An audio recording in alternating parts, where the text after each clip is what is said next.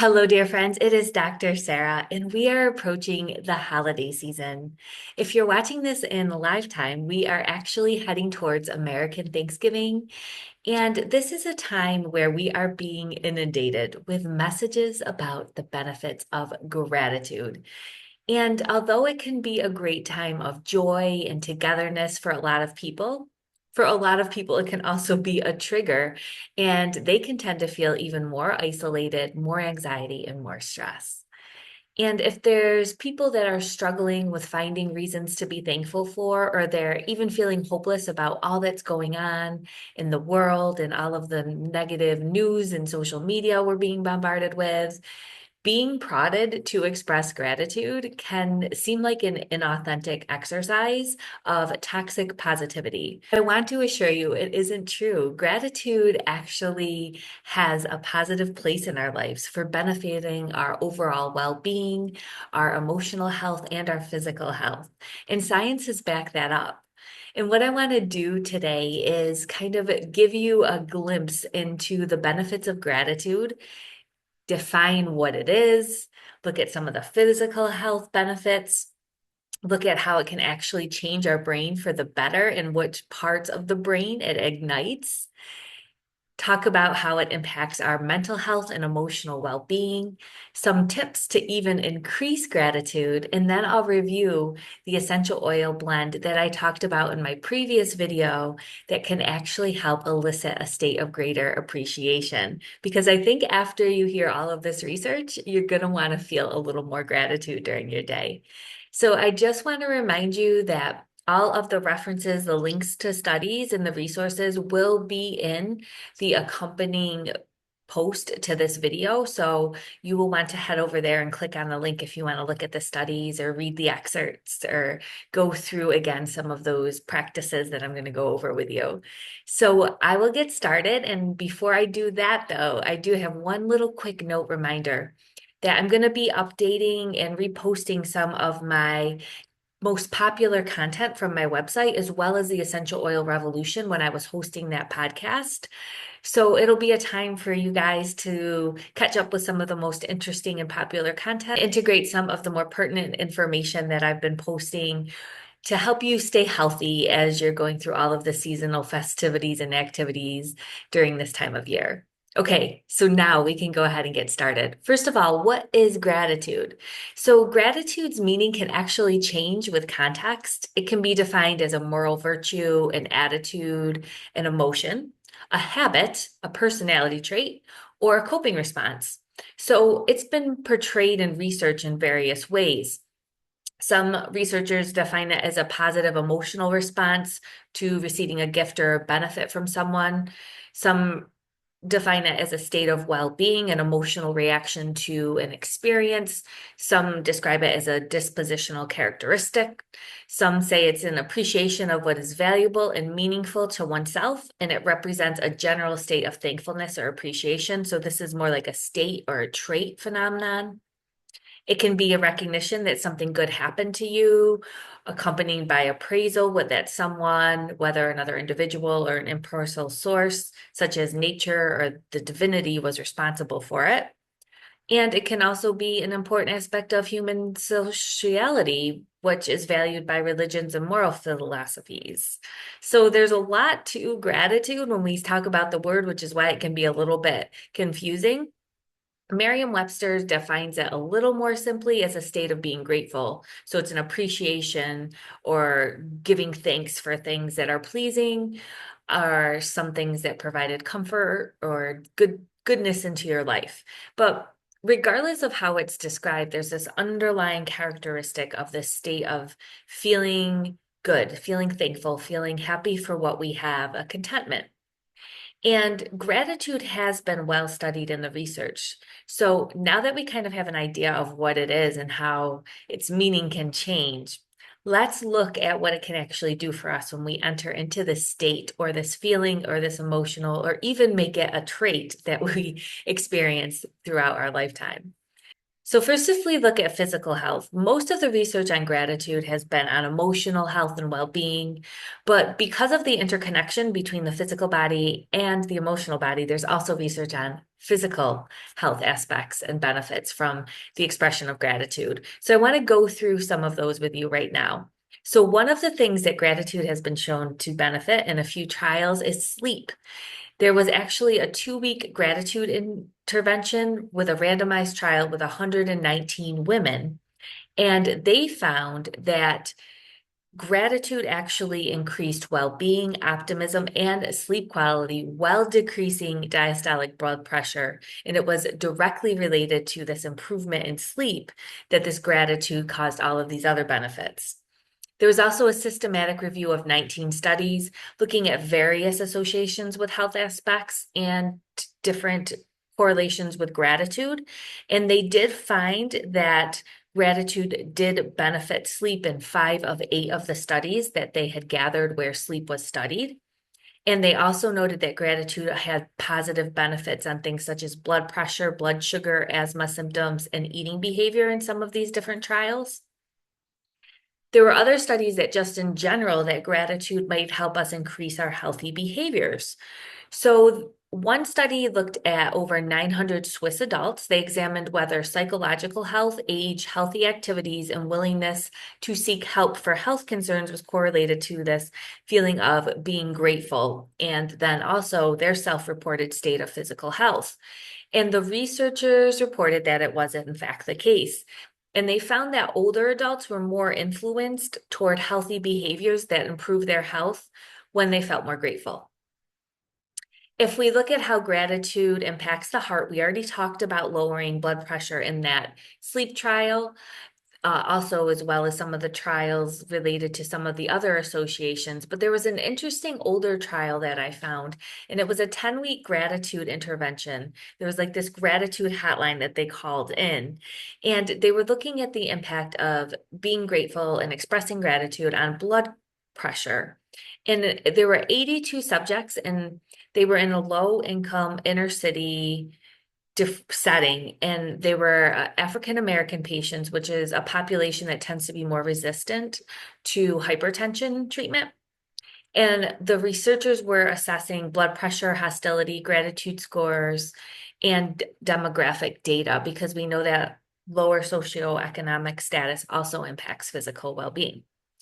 What the results found that there was a significant decrease in the gratitudes group systolic blood pressure. So that's when the heart is pumping. And they also noted an increase in gratitude score was associated with positive behavioral changes and less hostility. So there's this link between the heart and the brain, right? When the heart is working better, so our emotions kind of are a little bit better, which is a whole heart coherence, which I discussed in a previous video as well. So those are some of the physical implications of gratitude. And of course, the list is not at all exhaustive, but those are some of the ones I found most interesting. So we look at sleep, we look at how it impacts the heart, we look at how it impacts healthy behaviors, some other different maybe metabolic things that gratitude can help with. And what about for the brain? So gratitude has a literal impact on different regions of the brain that impact emotional well-being and mental health. And there was a great article from Positive Psychology that took all of the research and looked at the neuroscience of gratitude.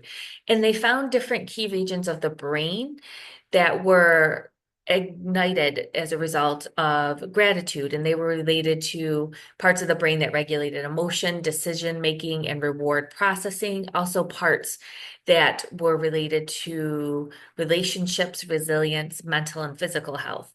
These key regions were such things as a prefrontal cortex, the anterior cingulate cortex, the ventral striatum, which is really involved with processing rewards, and the insula, which is related to emotional awareness.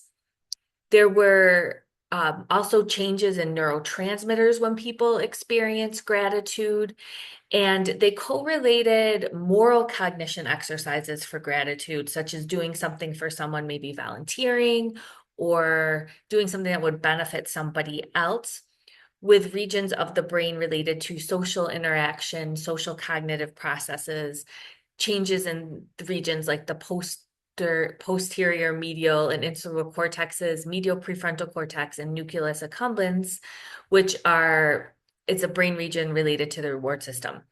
So that's a lot of science, but it also proves that a lot of science has studied gratitude. And basically, what we need to know is that different gratitude actions ignite different regions of the brain and can change these brain patterns for the better and ignite different areas in our brain involved, like I said, with regulating emotion, decision making, reward, impacting our social relationships, our mental and physical health, our resiliency, our social well being. These are all parts that are ignited by that feeling of gratitude. We actually get a change in our neurophysiology. What about when we look at well-being and mental health? So gratitude can also regulate the nervous system, the limbic region of the brain, which is the hub of the emotional well-being. It can change brain structures related to emotional cues and provide other psychological benefits. So the studies that have looked at how gratitude impacts mental health have found that there's correlation in overall well-being, a positive effect, so like a positive state of mind, subjective happiness, life satisfaction. There's been a relationship in lowering anxiety and depression, decreasing PTSD symptoms, enhancing stress resiliency, feeling less envious around others, being more satisfied on the job, increasing self-esteem, body image, improving social connections and relationships, improving spirituality, helping with management skills, and even worker satisfaction, all by feeling a state of gratitude. So there's a lot to gratitude in the science, and I have a lot of links there with a lot of references that you can go ahead and play around with clicking in my accompanying article. So we got the physical health benefits, the brain changes, as well as all of those well-being and mental health aspects of gratitude. Now, it's important to note that not all studies show positive correlations to gratitude, and this could be related to different conditions and circumstances that they have in clinical testing, subjects' characteristics, such as some people may be more apt to feel more grateful in certain situations than others, and just what might elicit gratitude in one person versus another. So this brings me to the point that there is no one right way to do gratitude, that there's various exercises you can do, and one might work better for you than for somebody else. The point is to find what works with your neural connectivity and which part of the brain that you want to ignite based on what ignites gratitude. So there are some practical things that you can do to enhance gratitude that's supported in the literature. Probably a lot of you heard about gratitude journals, and that's been helpful to elicit the state of just writing down what you're grateful for that occurred during your day. Dr. Amen, I just heard on a podcast, actually even takes us a little bit further and just talks about what do we appreciate. So it's another whole feeling aspect. Praying before your meals or giving thanks, that can be an automatic connection to when you eat, to being grateful. Starting out each day for thinking of 3 things that you're grateful for, whether it's coffee, which is on my t-shirt because I'm always grateful for coffee, fuzzy slippers on your feet, the warmth of the bed, waking up to your loved ones and your family, going outside, the fact that you even woke up, these can all be exercises, writing thank you notes to others. So not only do you feel grateful while you're doing that, but they're going to feel grateful when they get it. So it's a double dose. And then just thinking about people that touched your life and feeling grateful, maybe even sending them a little text or giving them a call. So those are some practical tips to boost gratitude. And of course, me, the essential oil doctor, you can always enhance any effects that we do with any behavioral change or integrative modality with essential oils, in my humble opinion.